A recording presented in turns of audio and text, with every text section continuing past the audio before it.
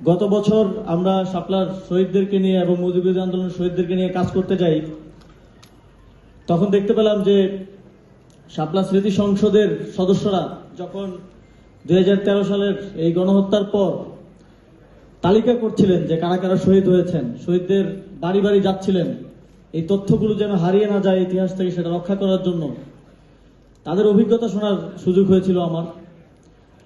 যে শহীদ পরিবাররাও তাদের সন্তান যে শহীদ হয়েছে সেই তথ্যটা দিতে ভয় পাচ্ছিল, কারণ ফ্যাসিবাদী সরকার এই শাপলা গণহত্যাকে ইতিহাসের পাতা থেকে মুছে দেওয়ার জন্য সকল ধরনের চেষ্টা তারা চালিয়েছে এবং আমাদের বীর শহীদদের পরিবারবর্গ পর্যন্ত ভয়ে আতঙ্কে সে সময় পরিচয় দিতে ভয় পাচ্ছিলেন।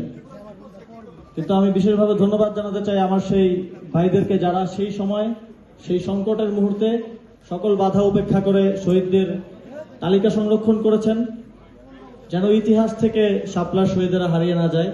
এবং সেই তালিকা ধরেই আমরা যখন দায়িত্বে ছিলাম তখন আমাদের এই বীর শহীদদেরকে, শাপলা চত্বরের শহীদ এবং মুজিববিরোধী আন্দোলনের শহীদদেরকে তাদের প্রাপ্য সম্মান, রাষ্ট্রীয় স্বীকৃতি এবং সরকারের পক্ষ থেকে ক্ষুদ্র একটা সহযোগিতা করার সুযোগ পেয়েছিলাম।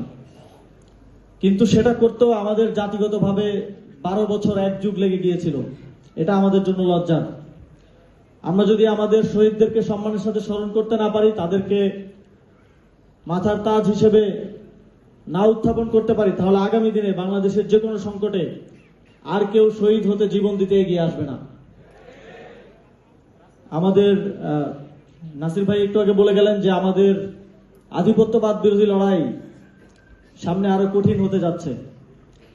আমাদের সীমান্তে উগ্রবাদীরা আরো শক্তিশালীভাবে আবির্ভূত হয়েছে।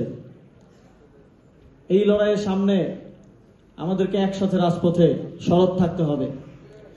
আমাদেরকে এদেশের মানুষের আকাঙ্ক্ষা, ধর্মীয় মূল্যবোধ রক্ষা এবং একই সাথে সার্বভৌমত্ব রক্ষার জন্য সর্বদা প্রস্তুত থাকতে হবে এবং আমাদেরকে শুধু রাজনৈতিকভাবে না, সামাজিকভাবে এবং সাংস্কৃতিকভাবেও শক্তিশালীভাবে আবির্ভূত হতে হবে।